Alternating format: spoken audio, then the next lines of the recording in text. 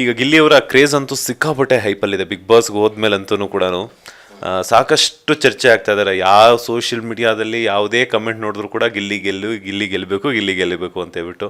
So big boss ಮನೆಯಲ್ಲಿ ಗಿಲ್ಲಿಯವರ ಆಟ ಹೇಗಿದೆ ಅಂತ.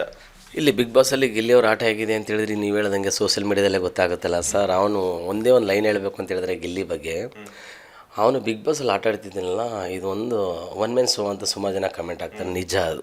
ಈಗ ಗಿಲ್ಲಿ ಇಲ್ಲ ಅಂತ ಹೇಳಿದ್ರೆ ಬಿಗ್ ಬಾಸ್ ಏನು ಅಷ್ಟೊಂದು ರಿದಮ್ ಇರಲಿಲ್ಲ ಅಂತ ನಾನೇ ಹೇಳ್ಕೊತೀನಿ.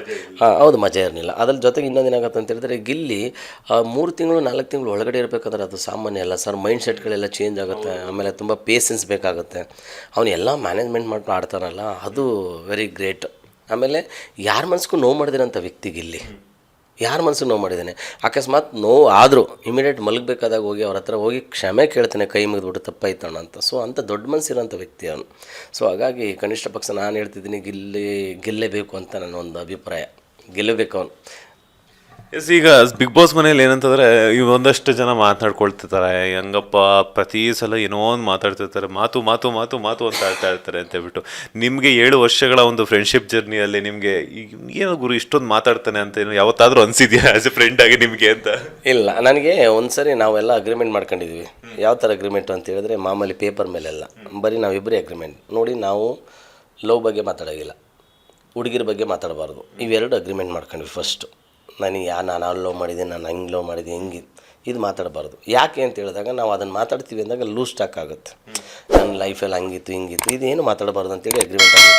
ಅವ್ನಿಗೆ ತುಂಬ ಏನಪ್ಪ ಅಂದರೆ, ನಾನು ಮಾಡೋ ಮುದ್ದೆ, ಚಿಕನ್ ಸಾಂಬಾರು, ಮಟನ್ ಸಾಂಬಾರು ತುಂಬ ಇಷ್ಟ ಅವನಿಗೆ. ಎಲ್ಲಿದ್ದರೂ ನಾನು ರೂಮಿಗೆ ಬಂದುಬಿಡ್ತಿದ್ದೆ, ಇಲ್ಲೇ ಮಲ್ಕೊತಿದ್ದೆ, ಇದೇ ಜಾಗದಲ್ಲಿ ಮಲ್ಕೊಳ್ಳೋದು. ಇದೇ ಮಲ್ಕೊಂಡು ನಲ್ಲಿ ಮೊಳೆ ಹುಟ್ಟಿದ್ದು ಇದೇ ಸ್ಪಾಟು. ಇಬ್ಬರು ಕೂತ್ಕೊಂಡ್ರೆ ಒಂದು 12 ಗಂಟೆ 12ವರೆಗೆ ಎದ್ದಾದ್ಮೇಲೆ ಇಮಿಡಿಯೇಟ್ ಸರ್ ಒಂದು ತಾಟ್ ಬಂದಿದೆ ಇದ್ರಣ ಅಂತ ಹೇಳ್ಬಿಟ್ಟು ಡಿಸೈಡ್ ಮಾಡಿದ್ವಿ. ಕೂತ್ಕೊಂಡು ರಪ್ಪ ಅಂತ ಹಂಗೆ ಡಿಸ್ಕಷನ್ ಮಾಡಿ ರಪ್ಪ ಅಂತ ಬರೆದ್ವಿ ಅದನ್ನು. ಅದೊಂದು ಹಿಸ್ಟ್ರಿ ಕ್ರಿಯೇಟ್ ಆಗೋಯ್ತು ನಲ್ಲಿ ಮಳೆ. ಸೊ ಹಾಗೆ ನಾವು ಯಾವತ್ತೂ ಲೂಸ್ ಟಾಕ್ ಮಾತಾಡಬಾರ್ದು ಸರ್ ಅಂತೇಳಿ ಡಿಸೈಡ್ ಮಾಡಿದ್ವಿ. ಅದಾದಮೇಲೆ ಏನಾಗುತ್ತೆ ಅಂದರೆ, ಅವನು ಕಂಟೆಂಟು ಡೈಲಾಗು ಯಾವಾಗ ಯೋಚನೆ ಮಾಡಿದ್ರು ಅದೇನೇ ಹೇಳೋದು ಅವನು. ಅದು ಬಿಟ್ಟರೆ ಏನು ವೇಸ್ಟ್ ಮಾತಾಡ್ತಿರಲಿಲ್ಲ. ಸೊ ಅಲ್ಲಿಂದ ಸ್ಟಾರ್ಟ್ ಆಗಿದ್ದು. ಅದು ಬಿಟ್ಟಾದಮೇಲೆ ನನಗೆ ಓಕೆ, ಇದು ಮಾಸ್ಟರ್ ಪೀಸ್ ಆಗುತ್ತಪ್ಪ ಫ್ಯೂಚರಲ್ಲಿ ಅಂತ ಗೊತ್ತಾಗಿತ್ತು. ಹಾಗಾಗಿ ನಾನು ಸುಮಾರು ತಿದ್ದಿದ್ದೀನಿ ಅವನ್ನ. ಕಾಮಿಡಿ, ಫುಲ್ ಕಾಮಿಡಿ, ಎಲ್ಲಿ ಹಂಗಿರಬೇಕು, ಈಗಿರ್ಬೇಕು, ಇಲ್ಲಿ ಹಂಗಿರಬೇಕು ಅಂತೇಳಿ ಸುಮ್ಮನೆ. ಯಾಕಂದರೆ ಅವನು ತುಂಬ ಚೈಲ್ಡ್ ಏಜ್, ಅದು ಹಂಗಾಗ್ಬಿಡುತ್ತೆ. ಯಾಕಂದರೆ ಅವನಿಗೆ ನನ್ನ ಪರಿಚಯ ಆದಾಗ ಒಂದು 20-23 ವರ್ಷನೇನು ಆಗಿತ್ತು ಅವನಿಗೆ. 7 ಇಯರ್ಸ್ ಅಂದರೆ ಈಗ 30 ಇಯರ್ಸ್ ಅಂದರೆ ಅಷ್ಟೇ, 29-30 ವರ್ಷ ಅವನಿಗೆ. ಅವಾಗ ಒಂದು ಸ್ವಲ್ಪ ಮನಸ್ಸು ಗೊತ್ತಲ್ಲ, ಚಂಚಲೆ ಮನಸ್ಸು. ಹಂಗಾಗ್ಬಿಟ್ಟು ಒಂದೊಂದು ಟೈಮ್ಗಳು ಹಂಗೆ ಆಡ್ಬಿಡೋ, ನಾನು ಹಂಗೆಲ್ಲ ಆಟ ಆಡೋಕ್ಕೆ ಹೋಗ್ಬೇಡಮ್ಮ ಬಾ ಅಂತ ಹೇಳ್ಬಿಟ್ಟು ಕರ್ಕೋಗುವಂಥದ್ದು. ಬಟ್ ನಾನು ಏನೇ ಬೈದರು, ಎಸ್ಪೆಷಲಿ ಗಿಲ್ಲಿನ ಅತಿ ಹೆಚ್ಚು ಬೈದಿರೋ ವ್ಯಕ್ತಿ ಯಾರು ಇದ್ದರೆ ನಾನೇ. ಗಿಲ್ಲಿ ಅವ್ರಿಗೆ ಲವ್ ಆಗಿದೆಯಾ, ಗರ್ಲ್ ಫ್ರೆಂಡ್ಸ್ ಯಾರಾದರೂ ಇದ್ದಾರಾ ಅಂತ? ಇಲ್ಲ, ನಾನು ಎಸ್ಪೆಷಲಿ ಗರ್ಲ್ ಫ್ರೆಂಡು ಲವ್ ಬಗ್ಗೆ ನೀವು ಮೊದಲೇ ಹೇಳ್ಬಿಟ್ಟೆ ಅದನ್ನು. ನಾನು ಲವ್ ಬಗ್ಗೆ, ಗರ್ಲ್ಸ್ ಫ್ರೆಂಡ್ ಬಗ್ಗೆ ಮಾತಾಡಬಾರ್ದಂತ ಬ್ರೇಕ್ ಹಾಕ್ಬಿಟ್ಟಿದ್ದೆ ನಾನು ಕೇಳ್ತೀನಿ ಅಂತಲೇ ನೀವು ಮೊದಲೇ ಈ ಥರ ಹೇಳ್ತಿದ್ದೀರಾ ಅಂತ? ಇಲ್ಲ, ನನಗೆ ಅದು ಯಾಕಂದರೆ ಅವ್ರ ಲೈಫಲ್ಲಿ ಅದು ಇರ್ಬೋದು. ಯಾಕಂದರೆ ನಾನು ಗಿಲ್ಲಿ ಕ್ಲಾಸ್ಮೇಟ್ ಅಂತೂ ಅಲ್ಲ. ಗಿಲ್ಲಿ ಬೆಂಗಳೂರು ಬಂದಮೇಲೆ ಪರಿಚಯ ಆಗಿರ್ಬೋದು, ಗಿಲ್ಲಿ ಕ್ಲಾಸ್ಮೇಟ್ ಅಲ್ಲ. ಅವ್ರ ಲೈಫಲ್ಲಿ ಪ್ರತಿಯೊಬ್ಬರ ಲೈಫಲ್ಲಿ ಅದು ಆಗಿರುತ್ತೆ ಸರ್. ಆ ಒಂದು ಏಜಲ್ಲಿ ಅದೊಂದು ಮೇಲಿಗೆ ಬರುತ್ತೆ.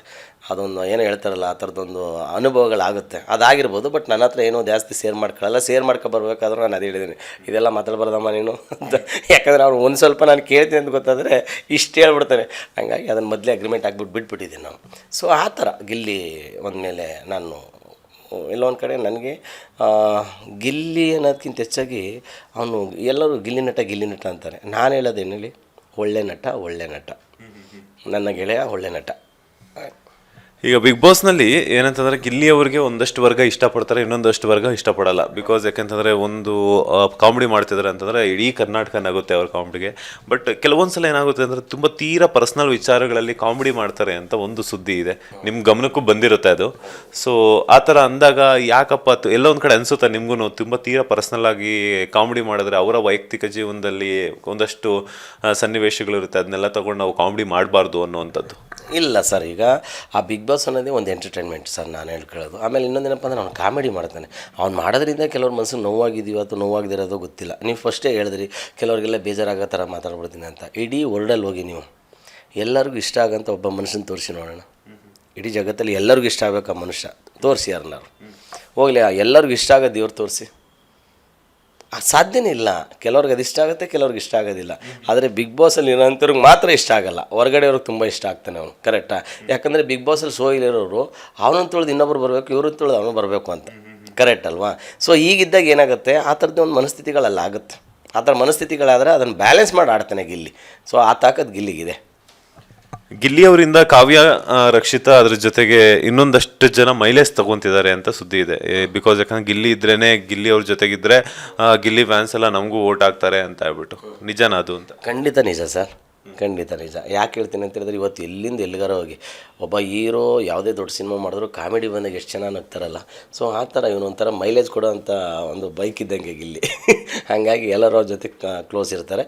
ಬಟ್ ನೀವು ಅಂದ್ಕೊಂಡಾಗೆ ನಾನು ಅಂದಾಗ ರಕ್ಷಿತ್ ಆಗಿರ್ಬೋದು, ಕಾವ್ಯ ಆಗಿರ್ಬೋದು, ಸೊ ಇವರೆಲ್ಲ ಗಿಲ್ಲಿನ ತುಂಬ ಇಷ್ಟಪಡೋ ಅಂಥದ್ದೇ. ಬಟ್ ಗಿಲ್ಲಿ ಮಾಡೋ ಕಾಮಿಡಿಗೆ ಜಾಸ್ತಿ ಇಷ್ಟಪಡ್ತಾರೆ ಅವರೆಲ್ಲ. ಸೊ ಇನ್ನು ರಗಡನ್ಗೆ ಹೇಳಲೇಬೇಕಾಗಿಲ್ಲ ಬಿಡಿ, ಅರ್ಥ ಆಯ್ತಾ? ನನಗೆ ಯಾರಿಗೆ ಬೇಕಿಂತ ಪ್ರಿನ್ಸಿಪಾಲ್ ಅಂತ ಸಾಂಗ್, ಅದೊಂದು ಸಾಂಗ್ ಹಿಟ್ಟಾಗಿತ್ತು. ಸೊ ಆಗಿದ್ದಾಗ ಏನಾಗುತ್ತೆ ಅಂದರೆ, ಪ್ರತಿಯೊಬ್ಬರನ್ನು ಅವನು ನೋವು ಮಾಡದಿದ್ದ ಮಟ್ಟಿಗೆ ಎಲ್ಲನೂ ಕಾಮಿಡಿ ಮಾಡ್ಕೊಂಡು ಬ್ಯಾಲೆನ್ಸ್ ಮಾಡ್ತಾನಲ್ಲ, ಅದು ತುಂಬ ಇಷ್ಟ. ಲೇಟೆಸ್ಟ್ ಹಾಗೂ ಇಂಟ್ರೆಸ್ಟಿಂಗ್ ಸುದ್ದಿಗಳಿಗಾಗಿ ಬಾಸ್ ಟಿವಿ ಕನ್ನಡ ಚಾನೆಲ್ನ ಸಬ್ಸ್ಕ್ರೈಬ್ ಮಾಡಿ. ಹಾಗೆಯೇ ಬೆಲ್ ಐಕಾನ್ ಪ್ರೆಸ್ ಮಾಡಿ.